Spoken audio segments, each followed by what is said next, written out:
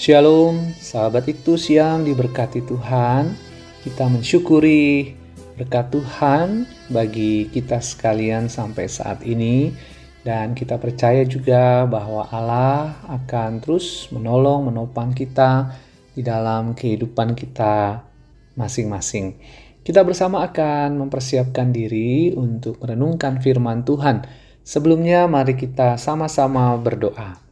Ya Allah, kami mengucap syukur untuk segala berkat yang Kau berikan.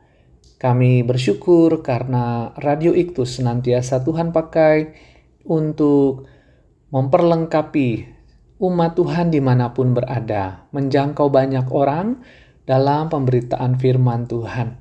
Kiranya Roh Kudus juga menolong dan memampukan kami, sehingga ketika kami membaca, kami juga dapat mengerti dan memahami kehendak Tuhan. Berkati dimanapun kami berada, Tuhan menolong dan memampukan kami. Di dalam nama Tuhan Yesus kami berdoa. Amin. Ya sahabat Iktus yang diberkati Tuhan, kita bersama-sama akan membaca Yesaya 41 ayat yang ke-10. Yesaya 41 ayat yang 10. Kita bersama memperhatikan firman Tuhan demikian.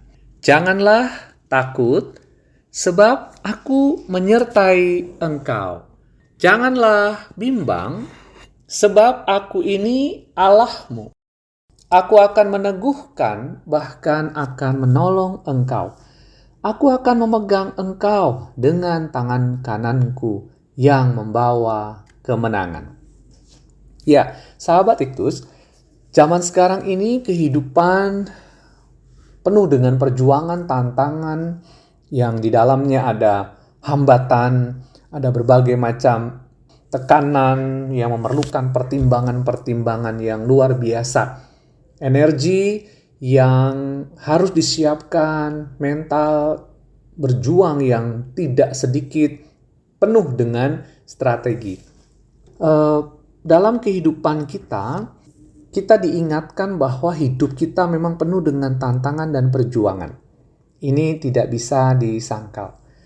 Di dalam kehidupan bangsa Israel dalam pembacaan kita, bangsa Israel pada saat itu juga ada dalam perjuangan. Sama seperti kita dalam kehidupan ini, bahkan ada rasa khawatir. Mereka masih dalam perjuangan untuk bebas dari kerajaan Babel, dari penguasaan dan penjajahan kerajaan Babel. Rasanya tantangan, tekanan yang dihadapi memang tidak mudah. Kehidupan kita juga tidak selalu mudah.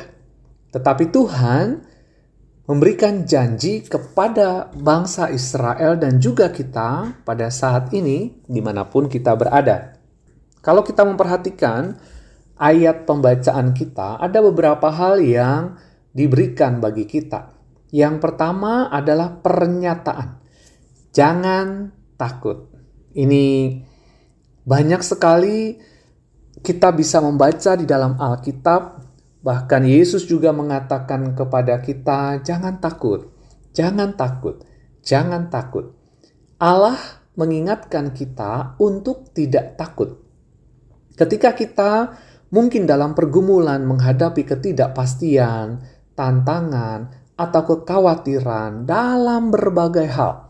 Persoalan-persoalan datang silih berganti, kita memikirkan ke depan, anak masuk sekolah, ada yang kuliah, sementara pekerjaannya begini-begini saja, ke depan harus bagaimana, mungkin ada anggota keluarga sakit, mungkin ada masalah-masalah yang dihadapi, itu terjadi dalam kehidupan kita. Tetapi Allah mengatakan kepada kita untuk percaya bahwa Dia ada bersama dengan kita. Jangan takut. Itu bukan berarti tidak memiliki rasa takut. Yang dimaksud dalam bagian ini adalah supaya kita tidak dikuasai oleh ketakutan. Dalam pernyataan jangan takut, sesungguhnya juga mengandung sebuah himbauan supaya kita berjuang dengan sebaik-baiknya, agar kita bisa mendapatkan hasil. Jadi dalam kalimat ini ada penguatan, tetapi juga ada tanggung jawab. Mungkin kalau kita membaca bagian lain, firman Tuhan yang mengatakan, jangan khawatir, burung pipit yang harganya seduit itu dipelihara oleh Tuhan. Dia tidak pernah jatuh ke tanah.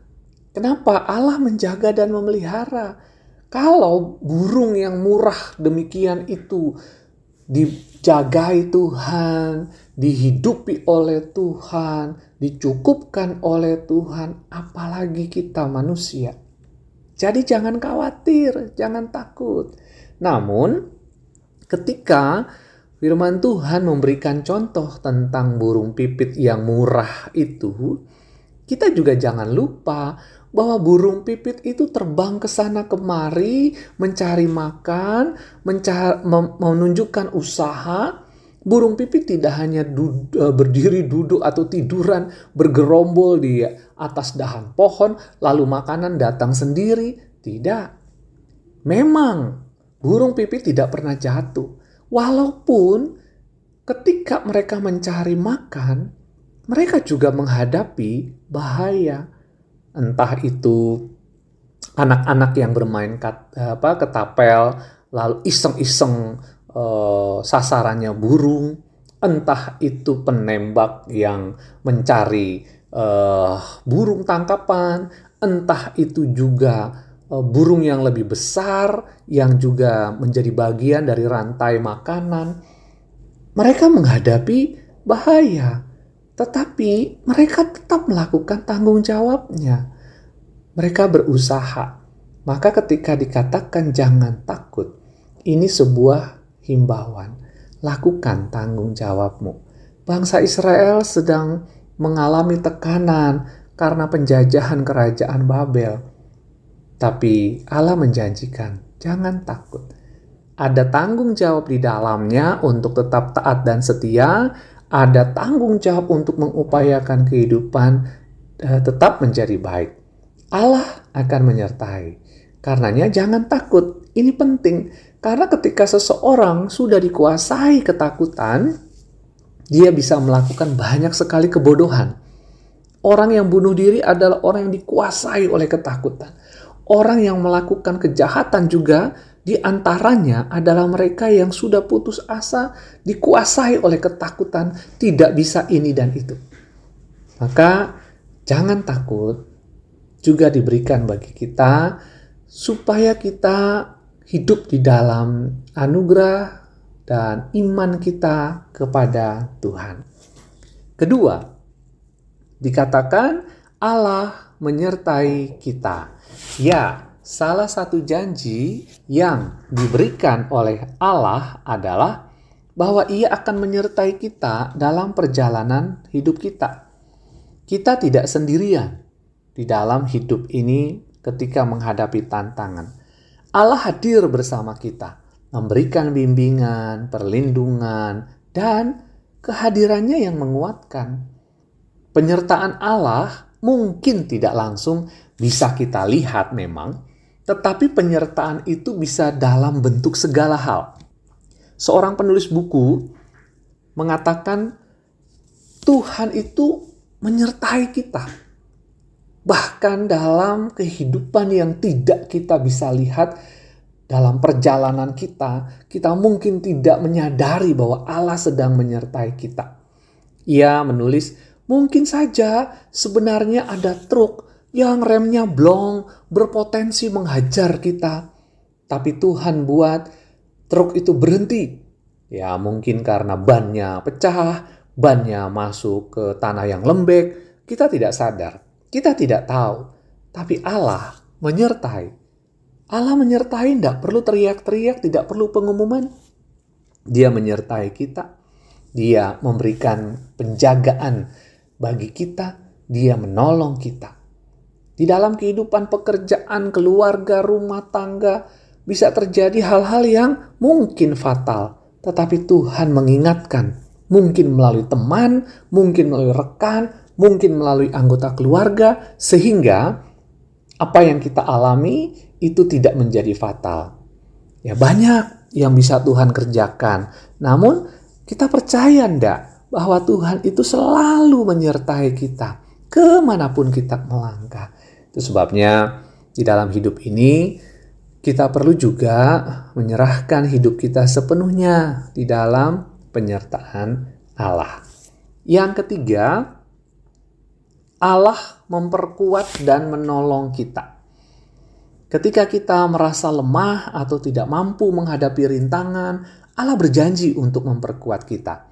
Dia memberikan kekuatan yang kita butuhkan untuk mengatasi hambatan dan tantangan yang mungkin timbul dalam perjalanan kehidupan kita. Allah juga menjanjikan pertolongannya, bahwa Dia akan memberikan dukungan dan bantuannya ketika kita sangat membutuhkan pertolongan. Ya, hidup itu penuh dengan dinamika. Ada pasang surutnya. Dalam beberapa pandangan yang ada secara umum di tengah-tengah masyarakat kita, beberapa kalangan mengatakan bahwa hidup itu seperti roda, ada naik, ada turun, ya berputar begitu saja bergantian. Ada juga yang mengatakan, oh hidup itu kayak gado-gado. Kadang-kadang kita dapat lontongnya, kenyang. Dapat tahunya, lumayan. Kadang-kadang ketemu sama pare, sehingga pahit. Ya seperti itulah hidup. Tetapi apapun yang orang katakan, silakan saja. Namun kita percaya bahwa rancangan Tuhan itu rancangan kebaikan. Sehingga Allah mengatakan, aku akan meneguhkan, bahkan akan menolong engkau. Jadi Allah tahu apa yang Ia rancang, apa yang kita alami, bahkan Allah juga tahu apa yang menjadi kelemahan kita. Dan disitulah Allah kemudian mengatakan, aku akan menolong engkau. Jadi kehidupan yang penuh dengan dinamika ini bisa kita jalani karena kita percaya Allah akan menolong. Yang keempat, Allah meneguhkan dengan tangannya yang benar. Nah, di sini tangan kanan Allah itu melambangkan kekuasaan, kekuatan, dan keadilan. Kenapa disebut dengan tangannya yang benar? Karena gambaran kalau tangan ini kita pakai, kita bisa melakukan banyak hal dengan tangan kita. Nah, tangan kanan Allah itu juga menunjukkan bagaimana Allah bisa melakukan banyak hal. Allah berjanji untuk meneguhkan kita dengan tangannya yang benar. Dalam kehidupan kita, ketika kita bergantung kepada Allah dan hidup dalam ketaatannya, Dia akan memperkuat dan meneguhkan kita dengan keadilannya, memberikan pertolongan dan pengarahan yang kita butuhkan. Kata diteguhkan itu mengindikasikan, saudara, bahwa kita akan dibuat tetap tegak, tidak goyah. Maka supaya kita ini dibuat tetap tegak, tidak goyah, maka Allah pegang, Allah menjaga. Persoalannya adalah kita mau nggak diarahkan, kita mau nggak dipegang, kita mau nggak ditopang. Kadang-kadang manusia itu kan rada-rada sombong, merasa hebat dengan kekuatan yang dia punya, dengan jabatannya, dengan hartanya, dengan pengaruhnya, dengan koneksinya. Dia bisa merasa bahwa dia melakukan apa saja bisa tanpa Tuhan. Ada orang-orang yang mungkin seperti itu. Mereka tidak bisa diteguhkan, tidak bisa dibuat tegak, karena mereka tidak menerima tangan Allah. Nah, dibuat tegak itu, diteguhkan itu kadang-kadang tidak menyenangkan. Mungkin Anda yang pernah mengalami patah tulang, Anda bisa membayangkan bagaimana ketika patah tulang itu terjadi jika dilakukan proses untuk meluruskan tulang itu, lalu dikasih bebat atau kayu penahan supaya tetap lurus, tanpa diberikan anti nyeri atau anti sakit, itu rasanya luar biasa sakit. Karena kita tahu harusnya lurus, tetapi karena dia patah, maka dia harus diluruskan. Itu tidak menyenangkan. Ketika Allah mengatakan, aku akan meneguhkan, Allah bisa melakukan banyak hal supaya kita teguh. Sebuah tonggak kayu, dia bisa hanya ditancapkan oleh seseorang supaya tegak. Tetapi ada saat tonggak kayu itu juga perlu dipukul dengan palu supaya masuk ke dalam, supaya bisa tegak, supaya tidak goyang. Ini yang seringkali kita tidak menyadari. Kita mau ditegakkan, kita mau ditopang, kita mau dibuat supaya tidak goyah. Tapi kita nggak bersedia untuk dipalu. Kita nggak bersedia untuk dibentuk sedemikian rupa oleh tangan Allah itu. Kita hanya mau kesenangannya, kita mau hasilnya. Ini gambaran orang-orang yang hanya mau berkat tetapi tidak mau perjuangannya. Mau berkat tapi tidak mau tanggung jawabnya. Mau berkat tapi nggak mau pikul salib. Allah meneguhkan. Jangan takut. Ketika kita menghadapi segala yang tidak menyenangkan sekalipun, Allah menguatkan kita, meneguhkan kita. Sahabat Iktus, Yesaya 41 ayat 10 mengajarkan kita untuk tidak takut dan mengandalkan Allah di dalam perjalanan hidup kita masing-masing. Dalam segala hal yang kita lakukan, kita dapat mempercayai bahwa Allah hadir bersama kita, memberikan kekuatan, pertolongan, dan kepastian yang kita butuhkan. Selama perjalanan kehidupan kita pasti akan mengalami persoalan hidup. Gak apa-apa, hadapi dengan kesadaran bahwa tangan Allah yang akan menolong dan menopang kita. Biarkan Allah memimpin hidup kita. Mungkin cara Allah tidak sama dengan cara kita, tapi cara Allah pasti yang terbaik, sebab rancangan Allah adalah rancangan kebaikan. Sahabat itu yang diberkati oleh Tuhan, kiranya kita semua sungguh-sungguh terus menyerahkan hidup kita kepada Allah kita memberikan diri kita untuk terus ditopang oleh Allah. Dan biarlah dalam perjalanan hidup yang kita jalani, kita sungguh-sungguh bisa merasakan berkat Allah itu nyata dalam hidup kita. Mari kita berdoa. Tuhan, terima kasih. Hari ini kami diingatkan bahwa kami tidak pernah sendirian. Kami akan menjalani berbagai macam kehidupan kami. Kami akan menjalani berbagai macam persoalan hidup ini di dalam anugerah dan rahmat Tuhan. Dan kami percaya, kami bersyukur, tangan kasih Allah akan menopang kami, membentuk kami, sehingga kami dikuatkan untuk menjalani seluruh pergumulan hidup kami masing-masing. Berkati Radio Iktus, kiranya Engkau juga terus memakai radio ini, Engkau memperlengkapi, Engkau menolong, Engkau menjagai, sehingga setiap orang di dalamnya dapat bekerja dan melayani Tuhan, memberitakan firman Tuhan, dipakai oleh Tuhan, karena mereka juga memberikan yang terbaik kepada Tuhan.